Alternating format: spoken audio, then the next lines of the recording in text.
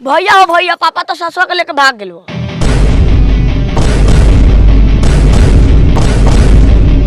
अरे बाप रे बाप।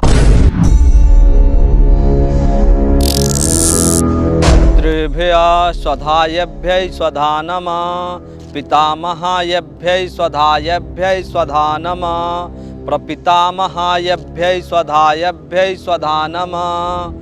अरे बाप, अरे मतारी, छोड़ दे रे सर्वस्व।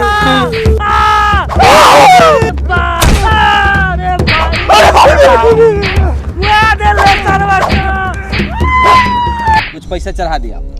जो रे सारावा मेरा भाग गेल, ओकरा चक्कर में माल लगे का जरूरत रहे रे सारावा। दुनिया में माल के कमी रहे, कहीं टाका भिड़ा देती। अरे दादा रे दादा, बचाओ। पितृभ्य स्वधायभ्य कौन साला तोहर बाप हमरा चाची के लेके कहां भागल बताओ। बोल साला सकल बबुआ। साले के डांडा देले बानी तो चरबियाल पेट से मारा था, हमारा जूजी से मारा ना। रे साला ई मार से का होई रे? एक बाप गांव के पूरा इज्जत नसले बा। हई धर बंदूक गोली मार दे साला के। मुखिया जी, ई साला गोली मारला से अच्छा बा कि पेखाना के टंकी में गिरा दियल जाओ। ई सरवा गू पी के मर जाई। खोल साला के डाल गू के टंकी में गू खा के मर जाओ। चल हट, ओमे घूम। तो नरम चाम हमर चुत्तर में हलता। ए साला तोरे बाप के चलते नु लंगटे कैले बा, तनका कंप्रोमाइज कर। चल साला तोरे के गू पिया के सबसे घिनान मौत मारम, साला छिनार के औलाद। चल रुका टंकी में। रुका दे साले के। ए रुक साला था, रुक। ए चियार महतो, काहे रुको रे? ए झंझटी, तू हमर झाट के मुखिया हो है। तू सरवा मर जाई तो फंसा मामली का कि तू। ए साला छुदर मत तो तोहर भाव के लेके भाग गेल, आ तोहर भाई सरवा तोहर भाव के चक्कर में मर गेल, आ तू साला फंसे के बात करत रे। ए साला लुंगी उठा के मार गोली गार में। हाँ तो मारा हमरा गान में गोली मार के गाड़ के नली उड़ा दो। हम कुछ ना बोलब। उ जमरिया चल गए थाना में। ई छौड़ी थाना में पहुंच गेल, ई कहला हो? हम लारे जाना था, काहे ला गेल बा।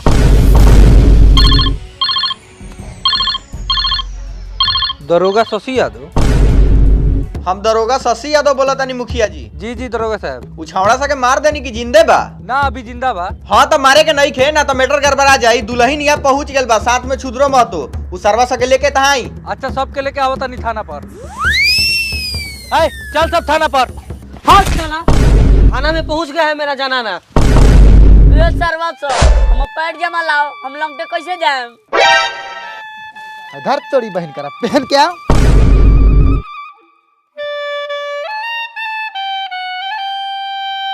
भाई तू बाहर जाकर कोई अच्छी जॉब क्यों नहीं ढूंढ लेता? यहाँ के जॉब से खर्चा भी नहीं चलता होगा तेरा। अरे इतना आसान है क्या? वैसे भी इस जॉब को मैं खो नहीं सकता। वैसे भी मेरे पास एक फ्यूचर प्लान है। मैं स्टॉक पे ट्रेड करके अपना सेविंग डाइवर्सिफाई करता हूँ। वो कैसे, जरा डिटेल में समझाना। मैं ओक्टा एफएक्स पे ट्रेड करता हूँ। ओक्टा एफएक्स एक ग्लोबल CFD ब्रोकर है। 100 से भी ज़्यादा कंट्रीज में है। यहाँ तुम बस फॉरेक्स नहीं, different indices, metal, white, gold पे भी ट्रेड कर सकते हो। अभी ओक्टा एफएक्स स्टॉक ट्रेडिंग भी लॉन्च कर रहा है। इसका मतलब तुम्हें पूरा स्टॉक बाय करने की जरूरत नहीं। यहाँ पे तुम अर्न करने के लिए कंपनी के शेयर्स बाय और सेल कर सकते हो उनके डेली प्राइस डिफरेंस पे। इससे तुम शेयर्स ऊपर जाने से नहीं, शेयर्स नीचे जाने से भी कमा सकते हो। ये तो सही है, लेकिन तू कौन सा स्टॉक्स पे ट्रेड करता है? तुम ट्रेड कर सकते हो काफ़ी ग्लोबल स्टॉक्स में, जैसे एप्पल, नेटफ्लिक्स, अमेजोन और काफ़ी मेजर कंपनियों के स्टॉक्स के साथ। ट्रेड 24/5 ओक्टा एफएक्स पे, क्योंकि ये डिफरेंट एक्सचेंजेस के साथ काम करता है। मस्त, लेकिन मैं इसे डाउनलोड कहाँ से करूँ? Download octa FX, new app link description में है। अच्छा डराए वाला बात नहीं है झबरी, अच्छा जगह पायल बड़ू तो और सब काम हो धीरे धीरे। बाकी कुछो कह, तोहर गुण तोरा मतारिये लखिन बा। गुण के बात करते हैं दुर्गा साहब, एक मतारी के इतना ना बढ़िया बा। कथी बढ़िया बा? गुण की रात भर सुतने के दिले।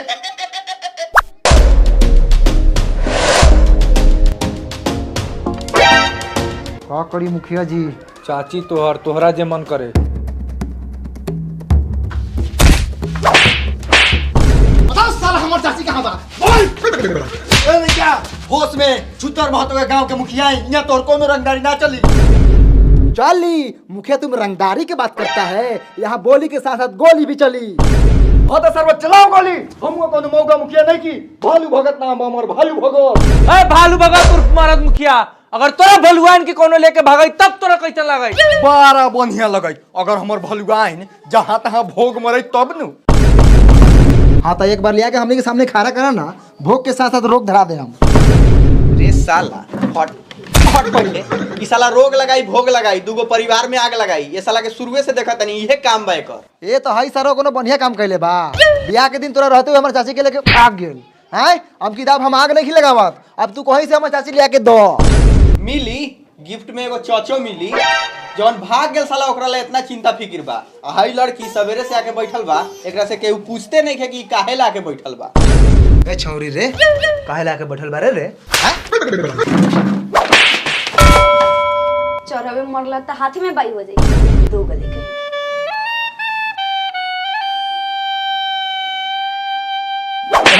हट साला पीछे हट। तंगा पीछे ही रहा ना तो मुंह में छाई हो जाता हूँ। तंगा कलरों पर ध्यान दे। कावना बात के जोड़ी लागत हूँ ब्लैक एंड व्हाइट। वहाँ मतारी भागिए गेल आ मतारी के शोक में बापो मर गए। यहाँ नैना चार करत तारू। तो का करी रे? जब भगवान हमरा किस्मत में लिखलन काला काला सुरमा, तो कहाँ से मिली कुरमा? ए हमर रजाऊ, ए हमर करे जाऊ, आज से तूहे हमर जान हव, तूहे हमर प्राण हव, तू हमर बच्चा हुआ बच्चा। बेटी बड़ा गुण बा हमरा करियक्का बेटा में, तोरा के टाइम टाइम पर देत रही। कथी रे साला? खाना पीना सर सिंगार। ए हमर झबरी ई सरवा हमरा के उल्टा टांग के 12 मार मरले बा। चुत्तर में सूजन हो गेल बा।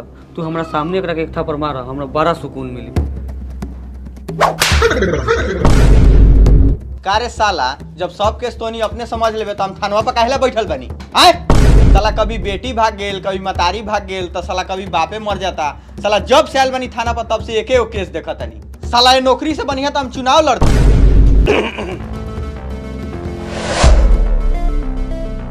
का तिवारी जी बड़ा पतला पतला पेट खराब बा का? आगे वाला छोड़ के नीचे ही ध्यान देता, तई आगे वाला देख लू।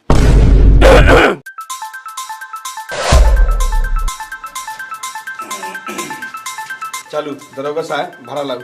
ए महाराज कोनो फ्री में रही ले का हो? पहला 1000 रुपया 500 सोमार के आके ले जाइए। ना हो ना कम चली, पूरा पैसा लावा। मेहरारू के साया सारी ब्लाउज किने के बाद। ए महाराज हम कह तो देनी कि सोमार से मंगर ना होई। अभी थाना थोड़ा लॉस में चलता, देखा तानी हई साला सब फ्रिया ही मुजरिम बा। ए महाराज हम सब नहीं यार, पूरा पैसा दी ना तो थाना खाली करू। 500 रुपया देते रे। हई लू आ जाऊं। अच्छा तनी सर सफाई पर ध्यान दे हम। रोक सरऊ तोरा के एक दिन ऐसा केस में फंसावत तानी कि खेत के साथ साथ ही घरवो बेचे के पड़ी। ए दरोगा साहब बाद में ओकरा के फंसाई है। पहले हई सारो हमरा चाची के फंसा के लेके भागल बा। पूछा सरवा से कि हमर चाची कहाँ बा? पूछा। ए छुदर महतो एकरा मतारी के कहाँ रखले बाड़े रे? एकर मतारी एकर मतारी तो घरे पलंग को सूत के माजा मारत होई। अय छुदर महतो एकरा आगे एक शब्द हमरा भाव के बारे में कुछ बोल देले तो तोहरा गान में फांसी लगा के चीर दे। ए महाराज गलत काय समझतनी? घर में बड़का टीवी लागल बा, टीवी देखला के बाद में माजा ना मिलेला तो कहाँ मिलेला? चुप सरवा, ई साला के चक्कर में हमर भाई मर गेल। ए दरोगा साहब एकर उचित फैसला का होई रहुए बताई। ए महाराज तो हमरा के यहाँ कुछ बोले दी केहू तब न बोलम। यहाँ तो फसूल से गार फारा परौगल होता। फैसला बढ़िया से ना हुई दरोगा साहब तो बहुत कुछ फाटी। चाचा मरल बा, हमारा चाची के लेके भागल बा। तो आप सही सलामत बहिन दे दा, गिफ्ट में भगना भगनी मिली। हाँ तो तू अपने बहने के भेज दी, 8-10 को भगना भगनी मिल जाता हूँ। ले साला छुदर महतो लइकावा सके पूरा संकल चला दबो। हट हट जल्दी फंसे हट। मुखिया जी कहो ना तो सबके एक बार में खत्म कर दी, साले के बाजारे साफ हो जाओ। देखत नु बानी मुखिया जी ये साला सबके तनको डर लागता कि कहाँ आयल बा। अरे झबरिया तू का कहता रे? बताओ तोहर का फैसला बा। चाचा जी भले कुछ हो जाए, हम एकरा लइका के मतारी बनम। रे छावारी एकर लइका कोनो गत के ना हो तो बर्बाद हो जाइबे। चुप करिया। रे साला तो ओकर लइका होता ही गोर चाहे करिया, उसे तोरा का करे के हऊ? मुखिया जी लड़की राजी बा, शादी तो अब वही लइका से होई। देखा तानी बीच में कौन आवता, अब हमू देखावा तानी अपन दरोगा के पावर। रउगा लोगन जाई, अब हमू जातानी साज बारे। जाई रहुए जाई साजबारी। ए चल साला सा पंडित जी बोलावत तनी हमरे दुआरा पर बियाह होई। देखा तनी बीच में कौन भोसरी वाला बोस मारावता। ए चल सब चल ना त हाथ त लुसफुसाते बा, घोरवा दबा दे, लाट पते दांत चियार देबा सब। चलो सब चलो, खाली करो चलो। साला मौगी के लगा फंसा।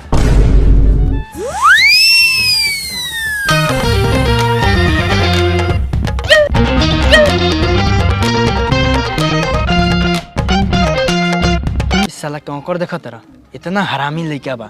इस सरवा हमारा पंचायत में रहित न चिमनी के भट्टी में डाल देते जोर के तंदूरी बन जाए साला।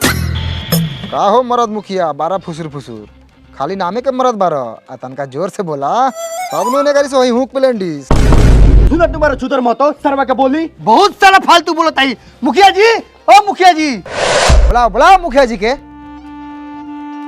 क्या बहू भोज भात बा का? हाँ काका भोज भात बा तू अपना घरे खइया ना आ हमरा लगे अइहा ना। आ जाइए बाले बच्चे छिपा लोटा लेके एगो बियाह तो बाहर नहीं के होत आ रहरा के भोज भात चाही। का भेलो छुदर मत तो काहे चिल्लात रह? हई सरवा के समझाइता बहुत फालतू बतियाइता।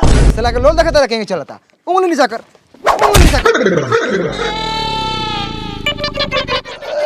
देखन तुम्हारी मुखिया जी सरवा के रहुआ आँख के सामने हमरा मुंह पर चप्पल से मार देलक। देख ले भल शेर लेकिन गरजत रहलक ह एक चप्पल लागला के बाद छिनरी में हो लेकिन करना करे लागल दगला साला। का रे उतर तो तू साला पहले टेबल पर से नीचे उतर। मुखिया जी कबले भूखे रखम कुछ नाश्ता पानी के व्यवस्था करू भूखे गार सूख के ऐठा भइल बा। ओ अब नाश्तो चाहिए बियाह करवा देबा तनी कम बा। अच्छा ठीक बा नाश्ता ना कराम तो कम से कम जूस पिया दी एनर्जी बन रही। अच्छा जूस पियम माफ कर जा भालू भगत जी जूस पियम उ तो मुखिया जी के घर में बहुत बा आदमी से लेके बकरी पिया ले। ए भाषण बंद कर जाके घर में से राइस जूस लेके आओ आई लोग के भर भर गिलास पियाओ। अच्छा ले आओ तनी राइस जूस कभी बाप जलम पीले ना होबा आ पीला के बाद जिंदगी में कबो पीबो ना करबा। पापा ई राइस जूस कैसन होकलई हो हम तो कभी पीले नहीं की। अरे बाप रे बाप अबे तो एक दो गिलास मार दिया। हम तो 4 गिलास पियम। अच्छा मेहमान लोग ला राइस जूस आवता आवे आवे।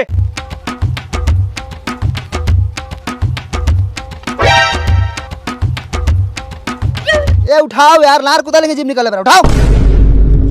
रघुआ उठाई भालू भगत उर्फ मरद मुखिया है छुदर मत ज्यादा छुदर ही ना एक उठावा बाकी लोग हमारे जूझी पी। इधर उठाओ राइस जूस इधर। तनका बचाइए कि मेहमान लोग मुंह जरी।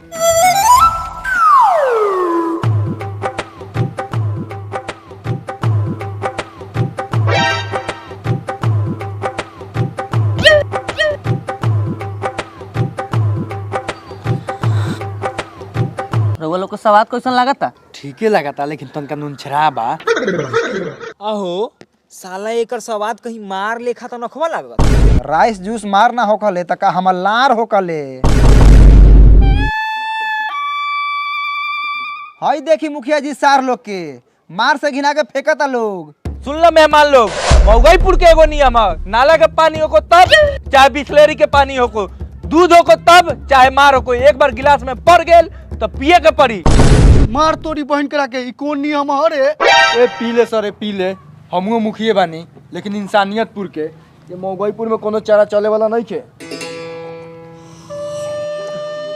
मुखिया जी गिलास धोवे के नियम ता नानू है।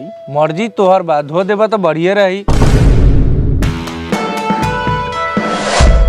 ल ये लबड़ियो आ गेली।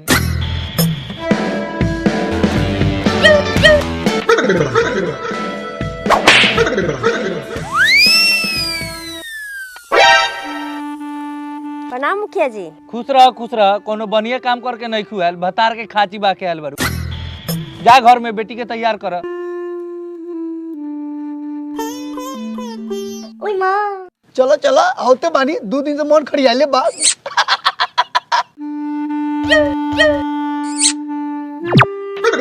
साला बोर दोगला बारे है कितनो मार देता नहीं सुधरते नहीं। चाचू तो संके हो आँख मारत हो। क्या समाचार?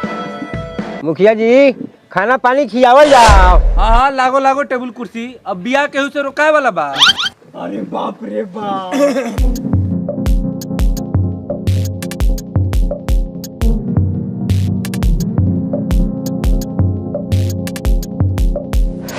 उड़ी हाँ ओ आओ रखो ना। ए बूढ़ी खाई भर नु खेबे कि पाकिट में कस के घरे ले जेबे खो खत्म कर त फिर दे बहू अरे मेहमान के सब जूझी दे मेहमान सब्जी खत्म हो गेल बा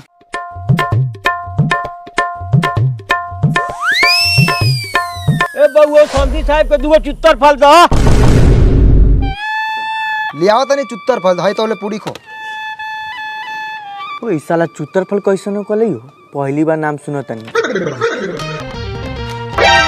हई रहल चुत्तर फल समझू काम दूगो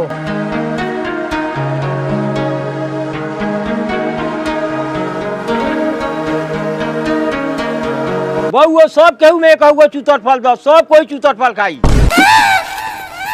हई लियो भालू भगत जी चुत्तर फल खाओ धर सरवा तू हो धर हई सरवा दू खा रे ई त अंडा के चुतर फल कहत हो। अरे दरोगा साहब आऊ आऊ रहुए कमीरा लखा तो साला अंडा कम बा कहू दरोगा साहब समाचार सब ठीक बा बड़ा जोर से भूख लागल बा महाराज ए घुसका ए प्लेट आवे देखा तारा पापा साला के खाहू में रंगदारी बे एकरा बोली दरोगा साहब कएगो एगो काम कर एकरा के धर हई ले जा आ तू कहला इतना भारी ढोता रे एकरा के धर आ हई तू ले जा धर हल्का ढोआ लोगा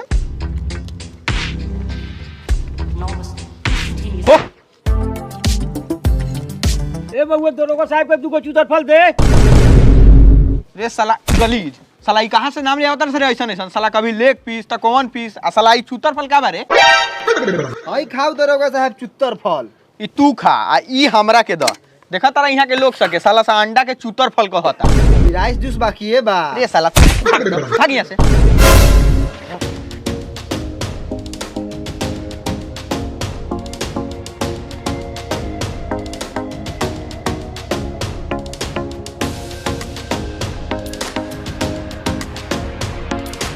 हाँ तो खाना पीना हो गया तो चलो ब्याह के क्रियाक्रम चालू हो को कार्यक्रम अच्छा कार्यक्रम हाँ तो कार्यक्रम चालू हो को दोनों गल में चूमा ली है झूला भी हटाई के बात छीना रे झूल भी ओकले की झूला नहीं ओकले लाउया उठाई ना दीदिया आ दोनों गल में चूमा ली है झूला नहीं हटाई के दोनों आम तूरे जाता चलाई के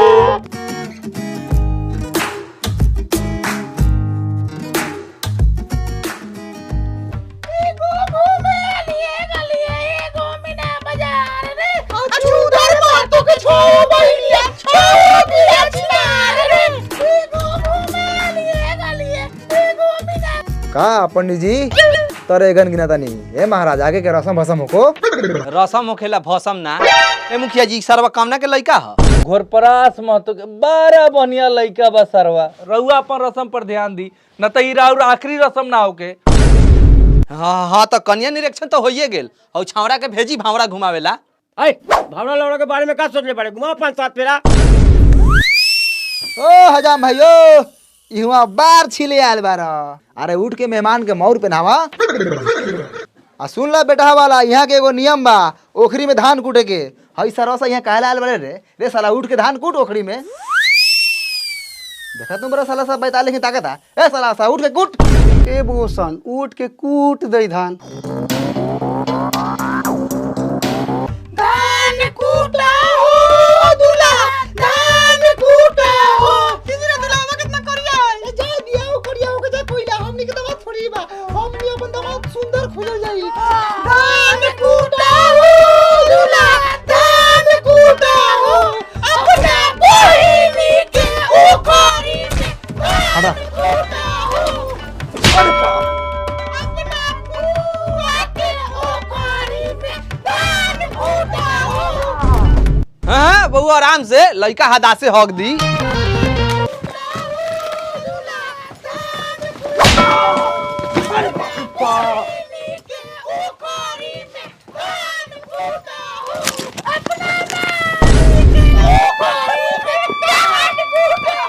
कूट कुटैतानी हो धान कुटैतानी हो अपना साली के ओखर। ए साले एकरा के कहला त गार में मुसर घुसा के टांग दे। बस बस कुटा गेल, अब ओखरिए फाड़ देब का। बैठू मेहमान पलथी मार के चूतर के भरे उतर में है।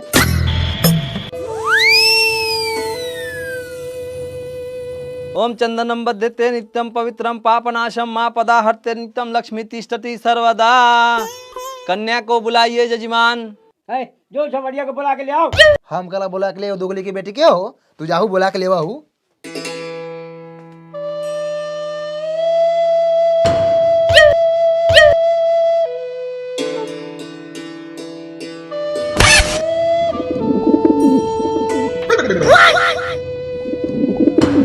अरे बाप रे बाप, ये कबूतरी कौन बारे? चूतर महतो की बेटी आई। अरे बाप रे बाप, ताकत। अरे ओम गंगे गंगे जमुने जमुने गोदावरी सिंधु कावेरी जलम समर्पयामि। चढ़ा दिया। तोहरे धन बा, मंत्र पर ध्यान दो।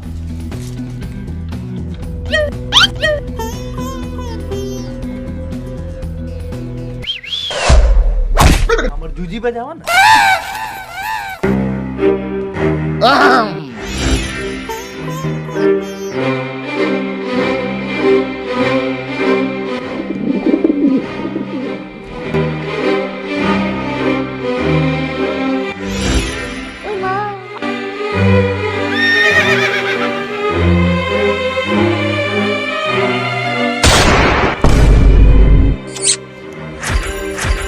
सरबा कहाँ तक तरे रे?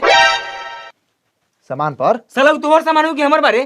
रे साला तोरे सामान हो तो तोरा पर कहाँ तक हूँ? हमरा पता का ऊपर से आंखों मारत हूँ। साले साफ जब्बे कर दे, बहिन बा हमर। ए साला पिछाट साला पटावे दे पहले। पटवाई सरऊ तोरा के पटवा दी। अकेले का भी बानी, प्यार होता प्यार। ई साला खाली साला हट मारा तो मुखिया जी गर्दा उड़ा साला के। साले लवंडा बाजी करी है।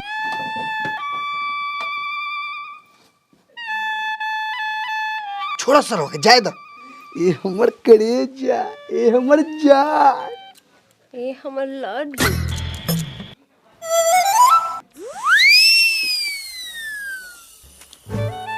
हाथ में फूल लीजिए, भगवान का ध्यान करिए दोनों प्राणी। ओम कर्पूर गौरम करुणावतारम संसार सारम भुजगेंद्र हारम सदा वसंतम हृदयारविंदे भवम भवानी सहितम नमामि।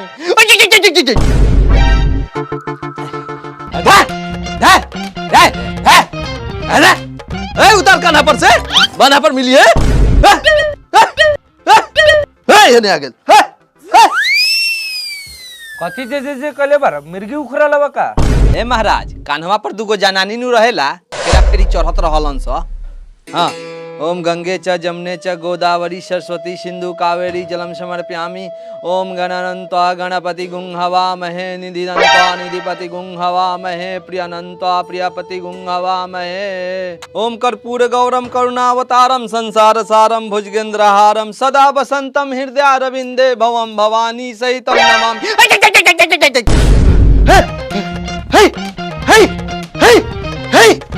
बाप रे बाप, इतना देह सुघरावता रे। रोको भोसरो तोहर उपाय कोना तनी।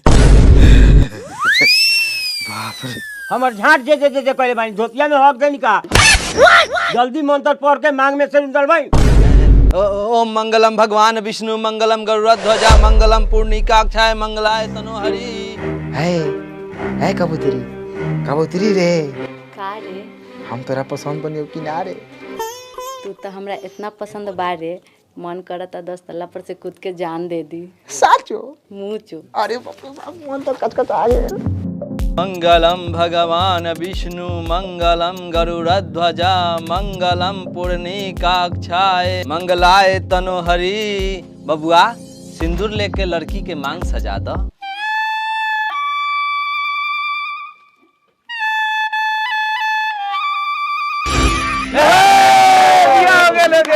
मिठाई आओ। अरे भाई लालू भाई हमने बियाह करा देनी। तो ये सब बड़ा खुशी का हो सकता आओ मिठाई ए चुप साला चुप, मिठाई खइबा। पापा ऊ सरवा मनिया बबी दी के लेके भाग गेल।